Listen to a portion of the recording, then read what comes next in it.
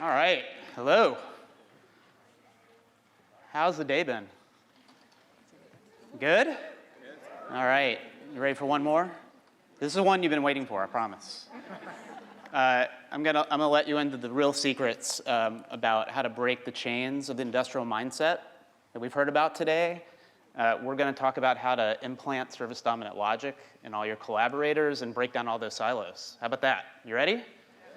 Okay. Not really. I'm a pretty confident person, but I'll let you in the real secret. This is some real complex shit we're dealing with, people. These are complicated things that everyone's been talking about today, and there's a bunch of people thinking about it from all these different angles that we are trying to work with and figure out and communicate with, often at cross purposes. Some good talks today about how to get on the same page. But it's hard. But this tribe here of service design, we've got some great concepts and tools, and when we get together, we really do share those and build that into all of our practice. And I feel confident about all you people in this room, whether you've come here for the last 10 years or you're brand new. I think if we just do it together, everyone will love us, and we will solve all of those problems. So you ready to do it? All right. Mr. Sound. It might be better to strike the iron before it freezes. I'm curious to hear what he has to offer. Then we take it or leave it. What exactly did we ask him for? Were you not there? I can't have been listening. So you missed the beginning of that. This is a little bit of therapy for me, maybe, or maybe for our tribe. I've got mixed emotions when I go into work and things that I struggle with. So I'm going to talk a lot about feelings today. Just a note, in an earlier life, I was on track to be a Samuel Beckett scholar. I love the city. So I've just woven some of his quotes in here, a little nostalgia. It gave me some structure, strangely, and at the very least, you'll learn some new quotes. So when presented with the today's topic, I was thinking, okay, designing to deliver. Well, what? Because there's so much that we're all doing. We're attacking it from different angles. We're in different industries. We're working at touch point level. We're looking at ecosystems. We're talking about great things, about changing just the nature of work and how we all work together. And then I thought about who. Who is designing and delivering? It's kind of like everybody, because we work kind of like it's kind of like urban design, working at the scale of neighborhoods and cities, and we're thinking about flow and experiences and stories, and we're thinking about plumbing and how everything connects together and how to keep the whole thing together and sustain it and evolve it over time. And so obviously, as a service designer, you're not designing that whole thing. And so what I've been thinking about is this tension that I at least have, but I've been talking to a lot of service designers, and it's this tension of, one, being confident in our practice and pushing our expertise and stepping in and saying, we can take on these challenges, but also keeping the ego in check and not getting too overboard with our identity and what service design is, and have that become barriers with other disciplines. The other thing is just being good collaborators and playing nice. But I do want to rewrite the rules of a lot of the companies I've worked for and work with. Like, as the presenter a couple ago, the nature of how we work is not working as well as it should to get to the outcomes, and not just that we want, but that many people want. Which means that as we're delivering, we have to deliver every day, because that gets confidence in what we do and who we are and have that immediate impact. But we've got to keep our eyes also on systemic change that we want to see in the world. So, like a couple of people in this room, I was part of Adaptive Path when we were acquired by Capital One. And a lot of good things came out of that. But for us, and there's other people here from Fjord and others have gone through acquisitions, it's a weird emotional time. So we had this identity, we had a way of working, we had very specific creative interest, and as an outside agency, we had to sell that what we did maybe wasn't completely different, but that we were the right ones to work with to solve the problem that you want to work on. Now, when we joined Capital One, there were other designers doing awesome stuff, and there was a design thinking team. And they were following the Stanford D-School methodology and had been there for 3 years before, and were infecting the greater organism with the approaches that you learn in that. And so they were spreading out. So we're coming in as this little unit, and we're starting to feel our ways through it. And what was interesting was we became kind of strange bedfellows, even though we had human-centered design at the root of a lot of what we believed in, because what they were anchored on was, a lot of it was talk about working with product teams, understanding the needs of customers and having that influence product strategy, and then innovation. What are these new things that we can do?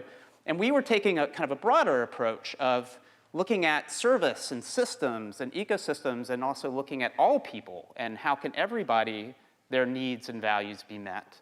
And we were also looking not at just innovation, but the hard work of improving and continuous improvement of live services that were there, and really talking with the organization that the mindset of product might be the wrong frame, that we need to start talking more about services. So there was this tension. And we worked together, and we would go to and teach at their design thinking events, and we would invite them, and they would come work with us. But in the end, I think there was this underlying anxiety. And what it was is we had different ends in mind, and the means we were using also sometimes clashed, and we just didn't talk enough about it. And as a leader, that's one of my big regrets why I was there, is not tackling this in a better way. I saw some walls come up. We kept being called design thinkers, and that bugged at least me and several people on the team. I heard it's just design thinking plus blueprinting, and we just need to learn that. It blinded us, I think, to some really opportunities that were ahead of us. So, what this is about, and again, this was a very emotional time. We did a lot of good work. Jamin and others from Adaptive Path are still there doing amazing things. But for me, for my personal experience, it made me think, I was reflecting for this talk about self-identity and self-preservation, and how you can feel uncomfortable when you don't feel like you're being understood and the value you can provide, and try to navigate those waters. So I'm trying to let that go. So tribes, we talk about them a lot. When I was back in university, I had this amazing course on Ugandan history. There's this region of the E. coli, and what we learned in the class was to read these transcribed verbal narratives and map out how chiefdoms changed over 200 years in pre-colonial times. So which ones grew, which ones shrank, where did they clash, where did they move around the geography of what became the northern part of Uganda. And we talk about it. Someone earlier today said people don't change that quickly, and it's true. We have these chiefdoms, we call them chiefs. And they sit inside these organizations, and they're supposed to be a team, but they come with very different perspectives and interests of like financial, or we need to make things run efficiently, or we need to invest in the latest tools to compete, or we need to be desirable. If we don't grow, we'll die. And these are like what they do for a living, and they're very passionate about it. And it reminds me of this game that I played as a kid called Hungry Hungry Hippos when it's budget season. And there's limited resources, and they're talking about people too, which bugs me too. And they try to gobble them up. And in support of these hippos, we'll call them hippos, are people like us with all of our different tribes that cut across these organizations with our belief systems. And everyone's kind of coming up with their own formulas to be successful, and the design's coming in, and we're fragmented as well. We've got our different tribes, and we're trying to squeeze in there and do some damage and find partners and maybe get that orange one like at least as big as that yellow one up there, right? Now, sorry, my clicker's not clicking. All right, so, but back in that class, my professor published a book on it, and actually some of our work from the class was in it, which was really cool. But I was reviewing the book when I was performing this talk. For some reason, it's funny how the brain works. I'm like, wait a minute, what about that book? And I'm like, oh my goodness, like what I learned in that class is what I see every day in organizations, which are these strategies for how you get power and influence. So the first is violence. Now, I hope that none of you here have seen physical violence in your organizations, but I'm sure you've seen passive aggressiveness. You've had people talking around the corner. You've had executive escalations. You've had people just refuse to even work with you. Again, earlier speaker, not everyone's civilized. Now, then there's alliances. Now, back in Uganda, it's like in other cultures, you would marry them together, and you'd have this pragmatic, loveless marriage, but you put two chiefdoms together, and they're together.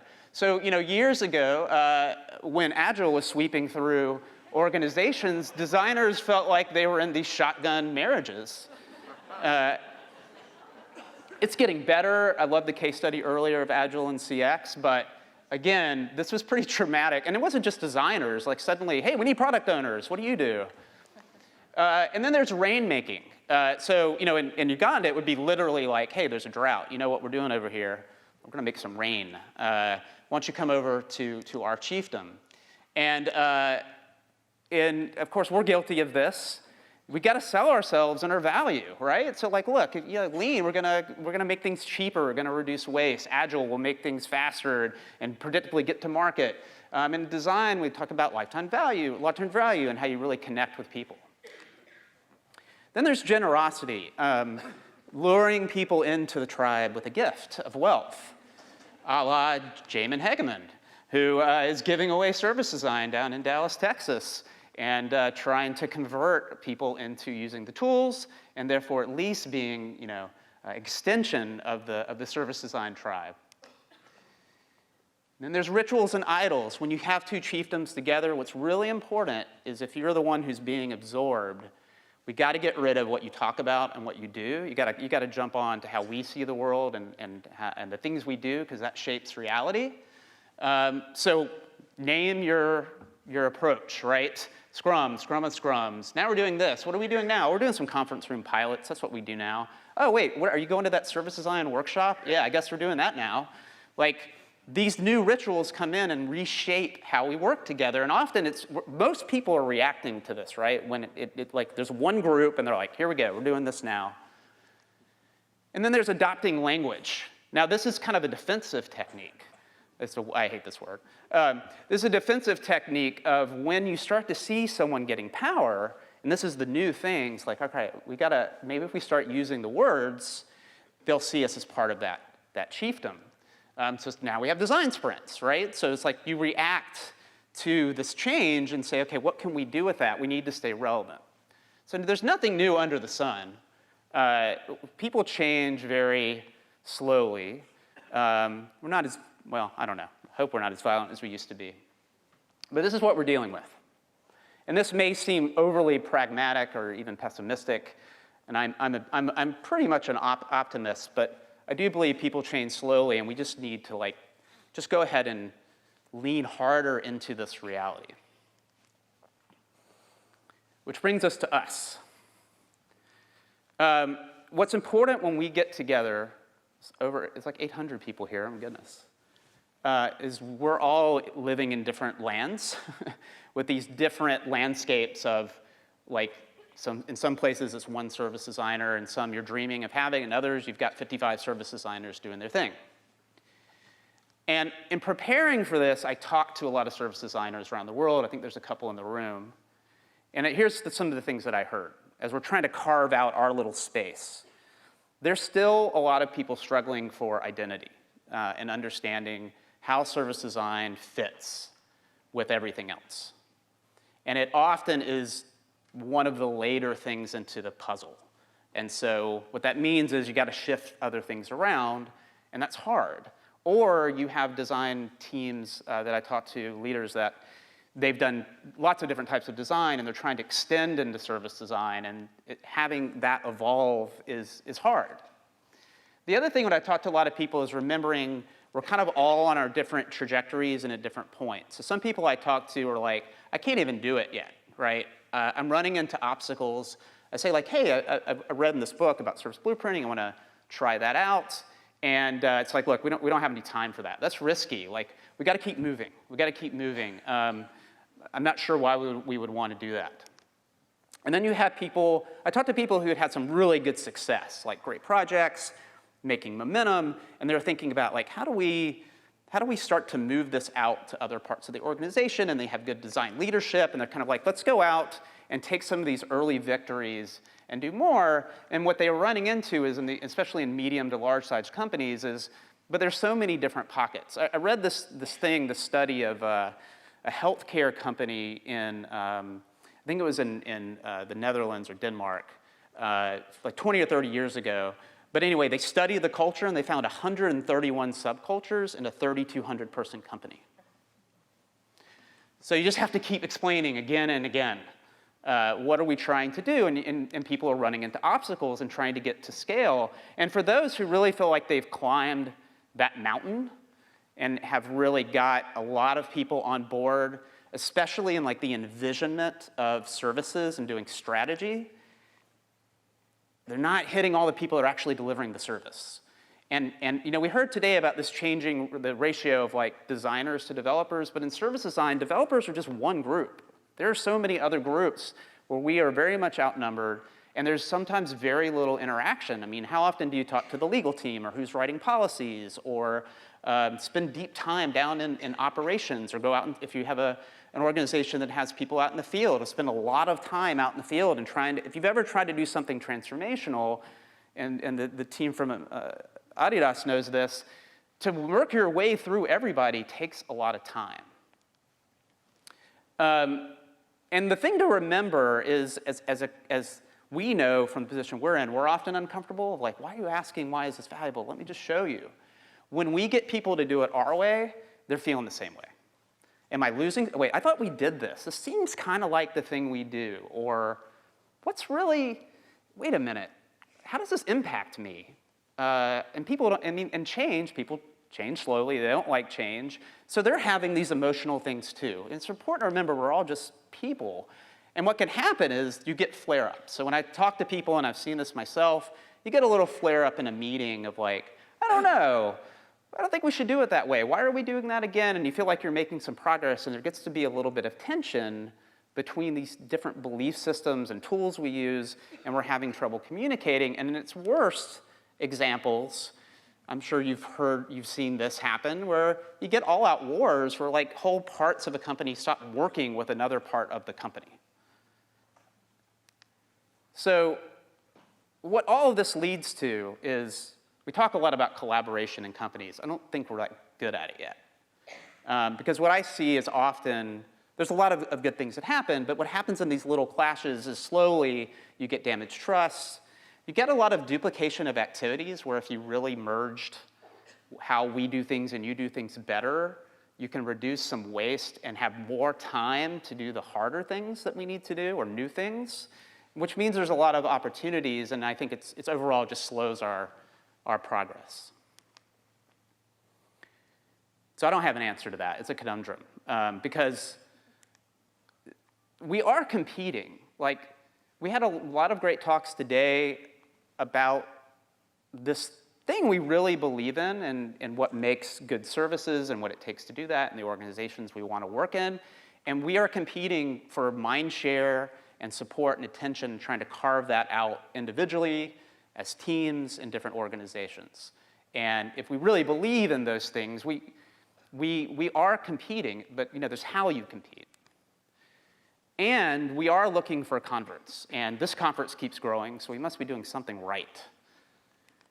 But we need to remember, one, not everyone wants to jump on board. We find it often like, should I lean into this new thing that someone's asking me to do?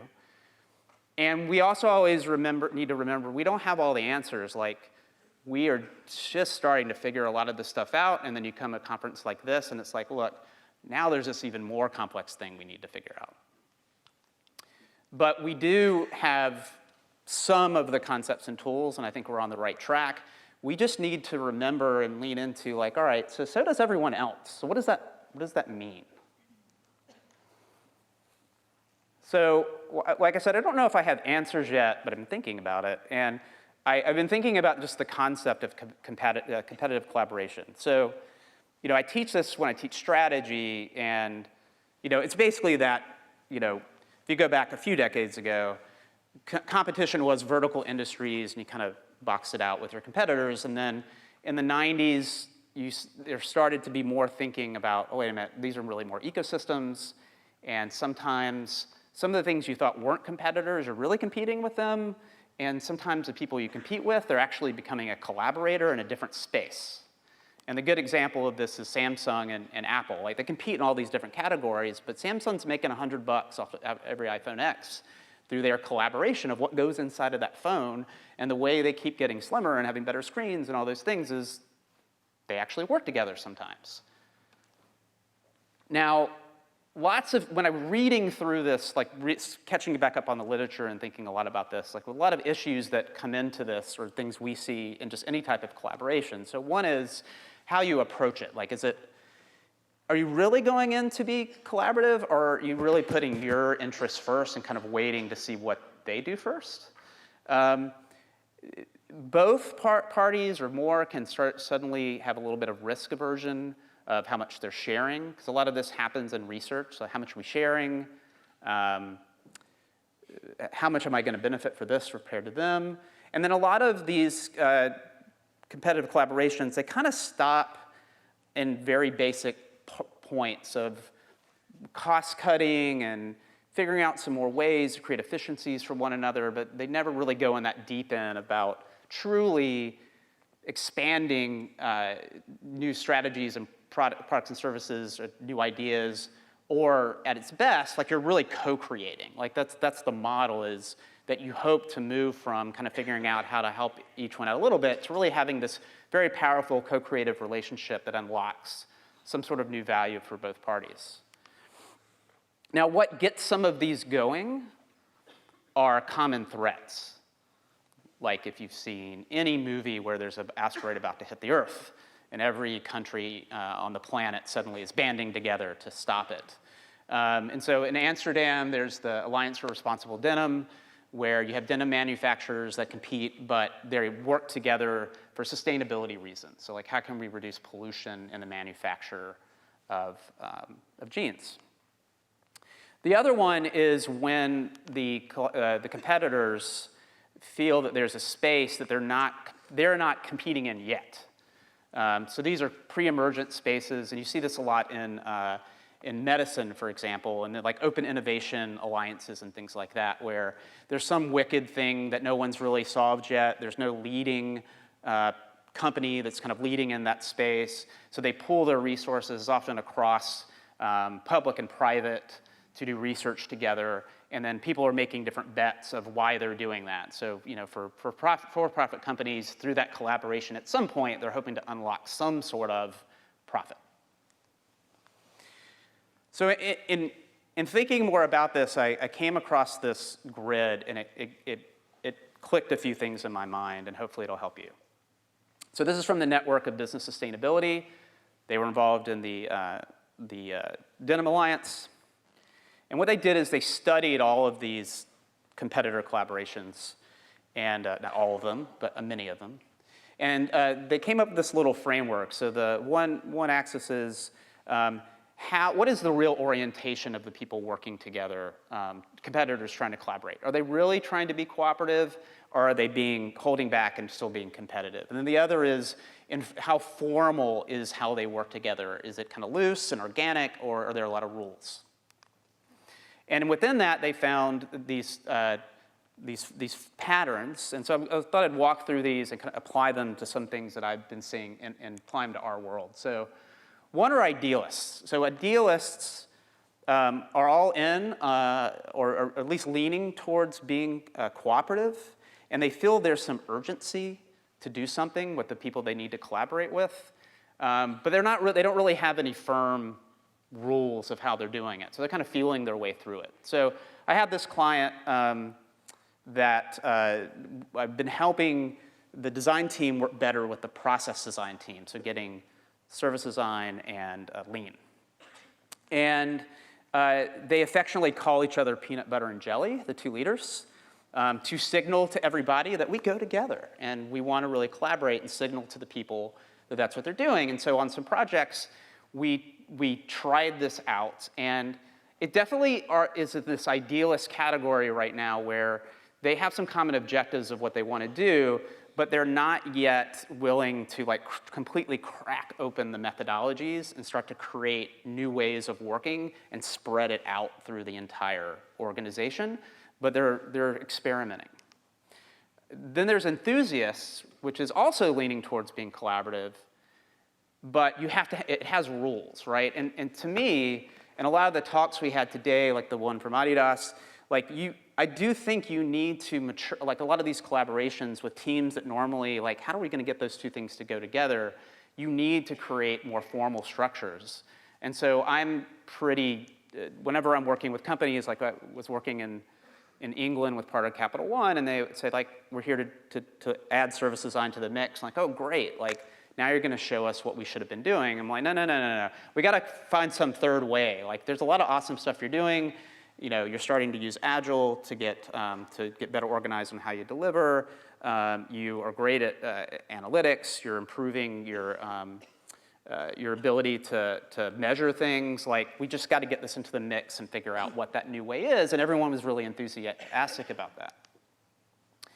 Then at the bottom are where you have, and I think this is where I see a lot in the work I do in coaching and kind of where a lot of people are, is as we're trying to get these groups together to collaborate, they're still kind of in observer mode, a little wait and see, and their different interests are definitely on the surface. So like, imagine a workshop where you have precious time to tackle a lot of different things, and you have, say, process and designers running through different activities, but they're not melding in it to anything yet. It's more for convenience, and they're certainly not starting to marry together and really think about if we cooperated even more closely, how could we more effectively design and to deliver together? And then the last one is persuaded, and this is like, you know, the financial crisis, this happened a few times of like, all right, bad behavior, you need to get together and we're gonna make you get on the same page and have some new rules. And again, not to pick on Agile, but you know, like I said years ago, there was like, we're moving to Agile, you're working together now, so how can I persuade you to start adapting how you do design to fit with Agile, or your job, you're now a product owner. So this is, I find it useful. It was clarifying for me. Now, there are a lot of challenges in this and what we're trying to do with different tribes and organizations, which is, you know, creating and keeping that cooperative orientation. Who's going to take the first step? Being intentional and building that trust. And then staying aligned around common outcomes and really pushing to create these third ways where we can see like, well, you do this and I do this. What if we found a way to reduce some of that duplication and start working towards the same aims? So what I'll leave you with is some things that I think are behaviors that I think I'm gonna try to do. So to design to deliver, a colleague of mine has this, he's new to service design, but he's a very observational synthetic person, and after I kind of had him apprentice for about a year, he's like, I get it. The material service design, is the organization. Like that's what we're really dealing with. I'm like, yeah, it's about people, it's about working with people, it's about creating the conditions to create services and sustain them. And so what I want us to think about is all these things that we do, and a lot of them were talked about last year, and I do them and I wholeheartedly agree with them. That we should be getting more people to take on a service design mindset and evangelize our approaches and get our tools out there, teach others, coach others. But we'll set that aside for the moment, not forever, at least for the next 10 minutes. So this frame. So, okay, let's embrace it. So organization is a marketplace of tribes. They're gonna come and go. There's going to be a lot of passion around things that we might be reacting to, and we're actually one of the instigators within it that's trying to create change. And we all want to be relevant. As people, we want to be relevant, we want to be valued. When something new happens, people can be threatened. When you don't actively manage and mature how people work together towards ends, it can get really messy. And while I do a lot of coaching and do workshops and have people come in and I'll teach you service design, I don't know if that's really the bar for collaboration, is do it my way. What I think we need to be looking at is again, saying, we don't have all the answer, you don't have all the answer, what's our third way? And I think that way can be extremely contextual to your organization and the people who are there. So we have to be of two minds. We can be evangelists, but we also need to be seekers and constantly question. We can be teachers, but we also need to be a learner and continue learning. And we can coach, but we should still apprentice and learn from other people. And as we're designers, I think, as some of the talks talk about today, I think we have good intentions and can be orchestrators of change to get people working better together in our organizations. We just have to take the first step. And what that means is, one of the people I interviewed had this nice, his duology of, every day I feel like I'm a little bit of fighter, a little bit of monk. I gotta be evangelizing what I do and pushing for its value, but I gotta listen and be open and think about how to work well with others. And that it also means that, like part of what we're doing is trying to implant service design into these organizations, but I think there's this mind meld that's even more powerful. So we need to know, obviously, what our expertise is and our beliefs. We've got to be open and work even harder to take the higher ground with everyone around us. So, so these behaviors that I think could be interesting, I'll just go through and then get you to your Guinness. So the first is learn, then teach. So last year, there was a lot of talk about teaching and coaching, very important. Let's talk about learning. Feels good to be here with all of you, but I think we need to get out of that bubble more often. Go to other meetups and hope that a light bulb goes off over our head the same way it feels good for us to, say, go and teach service design to someone else, and people go, oh man, that's what I should be doing. Feels great. I want to feel that way more by learning from other people. Like Tim talked about earlier today in his deep dive into lean, just doing your homework and knowing what all these other tribes are, how they approach things, where there are some interesting things to steal or to hack or to connect or to challenge. Get smarter. It makes you a better collaborator. And then even think about formal apprenticeships. Like I ran into a couple of projects in a row, or saw colleagues run into projects where there's architects involved doing physical architecture, and the bones of they were figuring out what the physical architecture was before other work that was happening to figure out new service models, and was kind of broken. And so I was like, all right, I'm gonna just work with an architect. I've been working with her for 4 years and just learning from her, and we've just been doing interesting mashups of what we do, because I wanted to know more about how that worked so I can be a better collaborator. I don't know if Richard's here, but I admire the work he's doing in Chicago, and he's teaching designers Six Sigma and showing here's what is applicable to service design, which is great. We need to do more of this. We need to get out and bring it back to ourselves. And there was some, Tim's talk was great about lean. The next thing is to be intentional. Someone said earlier, we're all busy. And this takes to getting out of the heat of the moment a little bit and not going to have a deep philosophical conversation about practice in the middle of a retrospective for a sprint. So we have sense-making skills. We should be thinking about who are the tribes in our organization. And I don't just mean like the functions, but who are the people and the groups of people who really are the leading thinkers and the passionate people, as passionate as we are about what we do. And think about the people and the groups we collaborate with at a project level, at larger levels, and type the health of the collaboration and reflect on how cooperative are we being, how cooperative are they being, will formality help the relationship, and how can we get more of our collaborations to be more on this top end of really being open, and then over time, creating more formal structures to work together. So we got to get out there and take the first step. Now, again, what I'd recommend, and I do this, is just find people who are as passionate and interested as you to really get into the weeds, and not everybody is going to be a match. But you'll find one, and then don't make it a love fest. Treat it more like sparring. So, like, get into it. Like, what we're trying to solve is really hard. We need to have hard conversations. And as you do that, be open and be explicit. Like, here's what I'm trying to do. I think that we need to collaborate better to get here. I know that we'll always have different perspectives and we have different ways of approaching things, but let's figure out ways to work better together, and can we come up with some things that we could do together to like signal to everyone else of new ways that we could be doing things.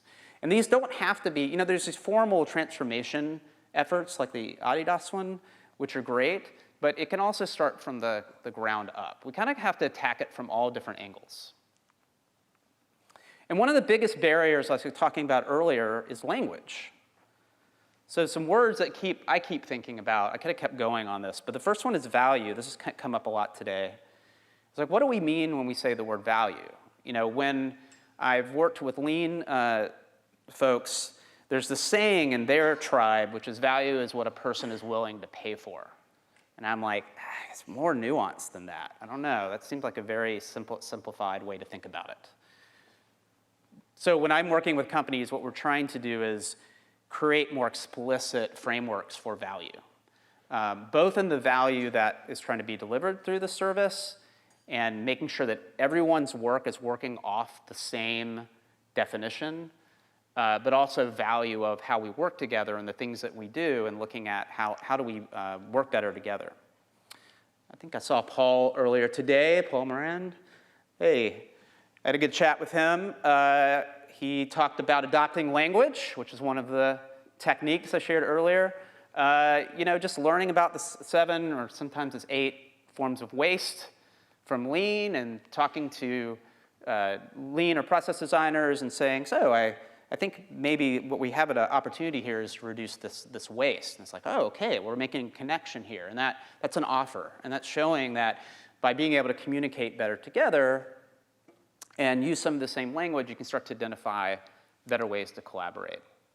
And then the other word I think a lot about is time. In one of the earlier talks, might have been Tim, talking about the roots of lean and about time and motion studies. It's still out there. I worked with a company recently where we were working on a service.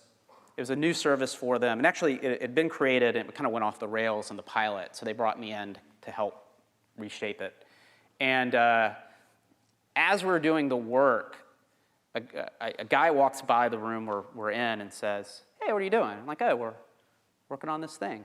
Like, oh, I just started a project. I do time and motion studies, and I'm going to save us $10 million. Like, how are you going to save $10 million? Like, I'm just going to cut time out of this experience. I'm like, okay. We're over here talking about adding something in. Because what we've discovered is if we spend another minute here, we're going to save 10 minutes in a whole other part of the journey.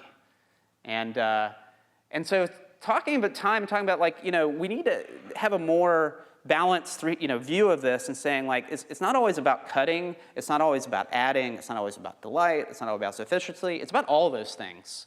And we need to talk and build these models together of what we're trying to accomplish and combine things together instead of working in these different pockets. If he wouldn't have walked by, he would have gone out and cut that time and gutted what we were trying to do. Or we would go out and add time, and it would make him not look good because he said he was going to cut time.